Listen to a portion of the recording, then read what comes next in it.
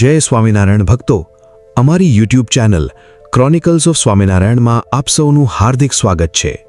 વહાલા ભક્તો, આજે આપણે ભગવાન સ્વામિનારાયણની લીલાનું અમૃતપાન કરીએ અને જાણીએ કે સ્વામિનારાયણ ભગવાને વિદેશમાં જે અંગ્રેજ સાહેબ શિકાર કરવા ગયો હતો તેની કેવી રીતે દિવ્ય સ્વરૂપે રક્ષા કરી અને પછી તે જ સાહેબ દ્વારા નરનારાયણ દેવના મંદિર માટે જમીન મળી તથા કુકડ ગામના ગરાસિયા દરબાર શ્રી ભગવાનસિંહજી કેવી રીતે સ્વામિનારાયણ ભગવાનના ભગત થયા તે પ્રસંગોનું દિવ્ય શ્રવણ કરીએ। પ્રસંગો શરૂ કરતા પહેલા આપ સૌ અમારી સાથે ક્યાંથી આ પ્રસંગોનો લાભ લેવા જોડાયા છો તે કોમેન્ટ સેક્શનમાં અમને જરૂરથી જણાવશો। આપના પ્રતિભાવો અમને મહારાજ તથા તેમના આશ્રિત સંતો ભક્તોના આવા જ દિવ્ય અને કલ્યાણકારી પ્રસંગો નિયમિત રીતે આપ સુધી પહોંચાડવાની પ્રેરણા આપતા રહે છે। એક સમયને વિશે વિદેશમાં એક સાહેબની 16 વર્ષની અવસ્થા હતી ને તે હાથીએ બેસીને શિકારે ગયેલ। તે સાવજ ઉપર નિશાન સાધી ગોળી મારી। તે ગોળી પડખે થઈને જતી રહી। પછી સાવજે પાછા ફરીને તેને મારવા સારું ત્રાડ નાખી ને હાથી ઉપર ચડી ગયો। ત્યારે સાહેબને શ્રીજી મહારાજના દર્શન થયા ને તેને હાથી ઉપરથી ઊંચો રાખ્યો। પછી સાહેબને એમ થયું જે આ મારી રક્ષા કરી તે પુરુષને મારે ઓળખવા એવો ઠેરાવ મનમાં કર્યો। તે સમયમાં અમદાવાદમાં પેશવાનું રાજ્ય હતું, પણ શ્રીજી મહારાજને કુરાજી કર્યા ને કહે મારા રાજ્યમાં તમારે રહેવું નહીં। તે નિમિત્તે મહારાજને દુખવ્યા, તેથી મહારાજે રાજ્ય છોડીને જવાનું થયું ને વિલાયતમાં જે સાહેબની રક્ષા કરી હતી તે સાહેબને રાજ્યમાં આવવાનું થયું। તે સાહેબ આવ્યા, પણ જેણે પોતાની રક્ષા કરી તે પુરુષને શોધ્યા કરે। તેવામાં ત્યાં અમદાવાદના સત્સંગી કુબેરજીત તે પેશવાના છડીદાર હતા।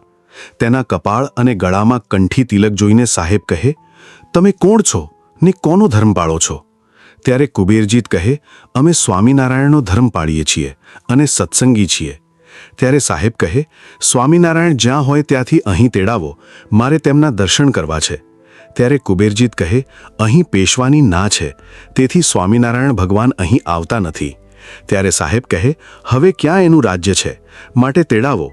પછી તેડાવ્યા અને સાહેબે મહારાજને ગાજતે વાજતે અમદાવાદમાં પધરાવ્યા ને મંદિર કરવા અગાઢ પૃથ્વી આપી ને પછી તે ઠેકાણે મહારાજે મંદિર કરીને મૂર્તિઓ પધરાવી। કુકડ ગામના ભગવાનસિંહ ગરાસિયા ગામ ઝીંઝરમાં તેના સગાને ત્યાં ગયા હતા। ત્યાં કસુંબા કાઢીને તૈયાર કર્યા। ત્યાં ભગુજી ઊંટ પર બેસીને આવ્યાને કહ્યું, જે શ્રીજી મહારાજ પધારે છે તે ગરઢેરા સારું છાશું તૈયાર કરો એમ કહ્યું। ત્યારે સર્વે ગરાસિયા ઉઠ્યા। ત્યારે ભગવાનસિંહ ને તેનો ચાકર એ બે બેસી રહ્યા ને તેને રીસ ચડી, તેથી કસુંબો ઢોળીને સાબદા થઈને બીજે ગામ ગયા ને અહીંયા મહારાજ પધાર્યા। પછી હરિભક્ત પાદર ઢોલિયો લઈ ગયા તથા મોઘ લઈ ગયા ને ત્યાં ઢોલિયો બિછાવ્યો, તે ઉપર મહારાજને પધરાવ્યા। પછી જમવા સારું થાળ લાવ્યા ને બીજા સારું છાશું લાવ્યા। પછી મહારાજ જમ્યા ને સર્વેને પ્રસાદી આપી, તે સૌ જમ્યા। પછી મહારાજ સાબદા થયા ને ચાલી નીકળ્યા।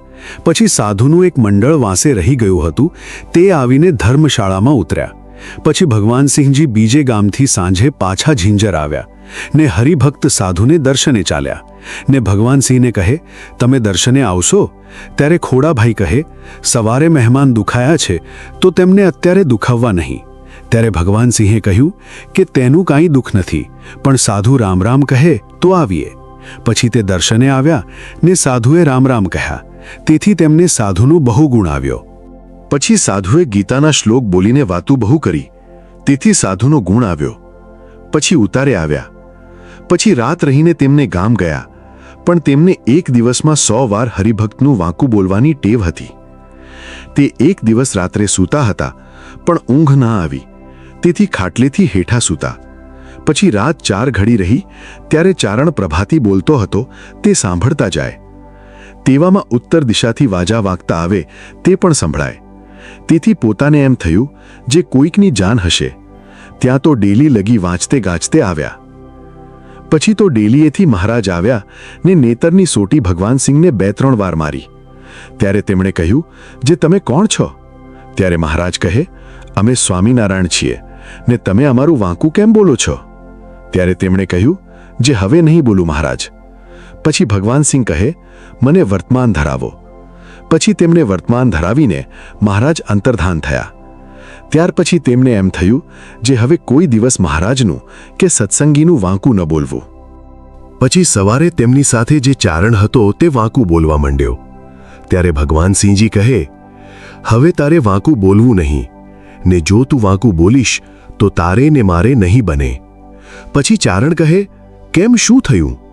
ત્યારે તે કહે, સ્વામિનારાયણ આજ મને ઠપકો દઈ ગયા છે, માટે એ તો ભગવાન છે એમ મને નિશ્ચય થયો. પછી કુક્કડના ગરાસિયા ગોદાવરી જવા તૈયાર થયા અને ભગવાન સિંહજીને કહે, તમે આવશો? ત્યારે તેમણે કહ્યું કે હા, આવીશ.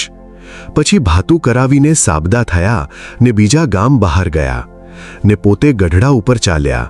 તે ગઢાડીએ આવ્યા ને ગરાસિયાને ત્યાં ઉતર્યા.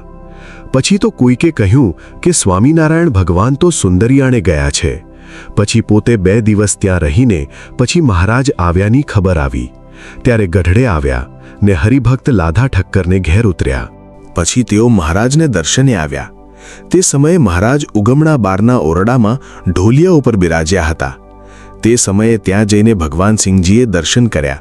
પછી તેમને હેતે કરીને મહારાજે બોલાવ્યા ને ખબર પૂછી ને કહ્યું કે તમે કયા ગામથી આજ આવ્યા? ત્યારે કહે, ગઢાળીથી આવ્યા. પછી મહારાજે દાદા ખાચરને કહ્યું કે આ ભગવાન સિંહની ખબર રાખજો. પછી દાદાએ કહ્યું કે બહુ સારું મહારાજ. પછી ભગવાન સિંહે કહ્યું કે મને વર્તમાન ધરાવો. ત્યારે મહારાજ કહે, વર્તમાન તો ધરાવ્યા છે. ત્યારે તેમણે કહ્યું કે તે કોણ જાણે છે? તે તો આપણે 2 જાણીએ છીએ. પછી મહારાજ હસ્યા અને ભગવાન સિંહજીને વર્તમાન ધરાવ્યા. પછી કહે, પૂજા આપો. ત્યારે શ્રીજી મહારાજ કહે કે મુક્તાનંદ સ્વામી આપશે. પછી તેમણે મુક્તાનંદ સ્વામી પાસેથી પૂજા લીધી ને સત્સંગી થઈને ઘેર ગયા. પછી એમ નીમ લીધું જે 2 સમૈયા કરવા, તેમાં એક ગોકુળ આઠમનો ને બીજો વસંત પંચમીનો. પછી વર્ષમાં ભગવાન સિંહજી 2 સમૈયા કરવા આવે. તેમાં એકવાર ભગવાન સિંહજી વર્ષમાં 3જા સમયે આવ્યા. તે વખતે શ્રીજી મહારાજ સભામાં બિરાજમાન હતા ને ફૂલદડો ઉછાળતા હતા તથા લીંબુ ઉછાળતા જાય ને સર્વે સભા સામું જોતા જાય. તેમાં બાઈઓને સભા છેટે બેઠી હતી તેને દર્શન દેતા જાય ને વાતું કરતા જાય. તે જોઈને ભગવાન સિંહજીને સંશય થયો ને ઉઠીને ઉતારે ગયા ને ઘોડે પલાણ માંડવા લાગ્યા. તેને જોઈને લાધા ઠક્કરના ઘરવાળાએ કહ્યું કે ભાઈ આ શું, ચાલો છો? ત્યારે ભગવાન સિંહજી કહે, હા. ત્યારે લાધા ઠક્કરના ઘરવાળાએ ફરી કહ્યું, મહારાજની રજા લીધી છે? ત્યારે ભગવાન સિંહજી કહે, ના. ત્યારે તે કહે, તમે ડાહ્યા થઈને આ તે શું કરો છો? જેના સારું અહીં આવ્યા છો તેની રજા તો લીધી નથી. પછી તો ભોંઠા પડ્યા. પછી ભગવાન સિંહજી અને બીજા એક ગરાસિયા વલ્ભીપુર પાસે પાટી ગામના હતા. તે 2 મળીને મહારાજની રજા લેવા સારું બજારે ચાલ્યા અને ચાલતા ચાલતા 3 મનસૂબા કર્યા. તેમાં એક તો એ જે મહારાજ સભામાં બિરાજતા હોય ને આપણે પાછળથી ચાલીને દર્શન કરીને બેસીએ ત્યારે મહારાજ કહે, ત્યાં ક્યાં બેસવા જાઓ છો? તમારો માગ તો આ દાદા ખાચર બેઠા ત્યાં છે ને, અવળા કેમ બેસવા જાઓ છો? ને બીજું એમ જે પગે લાગીને રજા માગીએ ત્યારે મહારાજ કહે, તમારે ઘરે શું કામ છે? હમણાં 2 દિવસ રહી મુક્તાનંદ સ્વામી તથા બ્રહ્માનંદ સ્વામીની વાતો સાંભળો. ને ત્રીજો મનસૂબો એમ જે રજા લઈને ચાલીએ ત્યારે 3 ડગલા ભરીએ ત્યારે મહારાજ હાથો હાથ હાર પહેરાવે તો ભગવાન ખરા. આમ મનસૂબા કરી ભગવાન સિંહજી સભામાં ગયા. ત્યારે મહારાજે તેમના સર્વે મનોરથ પૂરા કર્યા. પછી ભગવાન સિંહજીને શ્રીજી મહારાજનો પાક્કો નિશ્ચય થયો. ત્યારે મહારાજ કહે, ભગવાન સિંહજી તમે વર માગો. ત્યારે ભગવાન સિંહજી કહે, તમારા ચરિત્રને વિશે મારે કોઈ દિવસ સંશયમાં થાય એ માગું છું, પણ બીજું માગતો નથી. એમ મહારાજે 3 વાર માગવા કહ્યું. ત્યારે ભગવાન સિંહજીએ તેનું તે જ માંગ્યું, પણ બીજું કાંઈ ન માંગ્યું. તેથી તેમના ઉપર શ્રીજી મહારાજ બહુ રાજી થયા અને મુક્તાનંદ સ્વામીને કહે, આ ધ્રુવ જેવા નહીં, આ તો પ્રહલાદજી જેવા ભક્ત છે.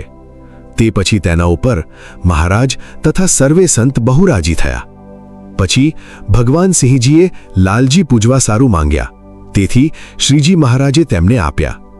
પછી તે કહે, અમારે ગામ સાધુ આવે તેને 1 મહિનો રહે એમ તમે આજ્ઞા કરજો. ત્યારે મહારાજ કહે, નિત્યાનંદ સ્વામીને કહેશું, તે સાધુને કહેશે. પછી ભગવાન સિંહે નિત્યાનંદ સ્વામી પાસે જઈને કહ્યું. ત્યારે સ્વામી કહે, સાધુ રાજી થાય તેમ કરવું, પણ બહુ તાણ ન કરવી તેમ કહ્યું. પછી ભગવાન સિંહજી પોતાને ઘેર ચાલ્યા. તે પછી મહારાજને દર્શને આવ્યા ત્યારે પોતાને એમ ગાંઠ થયો, જે મારા બાપુને એક સમૈયાનું પુણ્ય આપું તો ઠીક. પછી મુક્તાનંદ સ્વામીને ભગવાન સિંહે તે વાત કહી ત્યારે સ્વામીએ એમ કહ્યું, જે તે મહારાજની આગળ આપણે કહીએ. પછી મહારાજને સંભળાવ્યું ત્યારે મહારાજ કહે, તમે વર્તમાન ધરાવ્યા તે દિવસના તમારા બાપુ અક્ષરધામમાં બેઠા છે, તે તમારે જોવા હોય તો તમને દેખાડીએ. પછી તેમણે કહ્યું, જે તમારો મારે વિશ્વાસ છે મહારાજ. તે પછી મહારાજ કહે, તમારા કાકાને જોવા હોય તો તે પણ દેખાડીએ. તે તો કુંભી પાકમાં પડ્યા છે. તે શેણે કરીને? કેમ કે મોટા માર્ગમાં તે મોટેરા હતા. તે વ્યભિચાર બહુ કર્યો હતો. તે પાપે કરીને ત્યાં પડ્યા છે. તે તમારે દેખવા હોય તો બતાવીએ.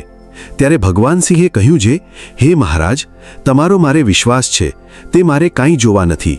તમે જે કહો છો તે વાત સાચી છે. જો તમને આ વિડીયો ગમ્યો હોય તો નીચે કોમેન્ટ સેક્શનમાં અમને ચોક્કસ જણાવશો. અને આપ અત્યારે ક્યાંથી આ દિવ્ય પ્રસંગો સાંભળવા માટે જોડાયેલા છો તે પણ અમને કોમેન્ટમાં જણાવશો. આપના પ્રતિભાવો અમને મહારાજના આવા જ દિવ્ય ચરિત્રોને વધુ સારી રીતે આપ સુધી પહોંચાડવા માટે પ્રેરિત કરતા રહે છે.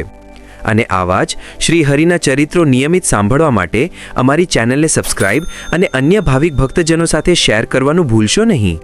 જય સ્વામિનારાયણ.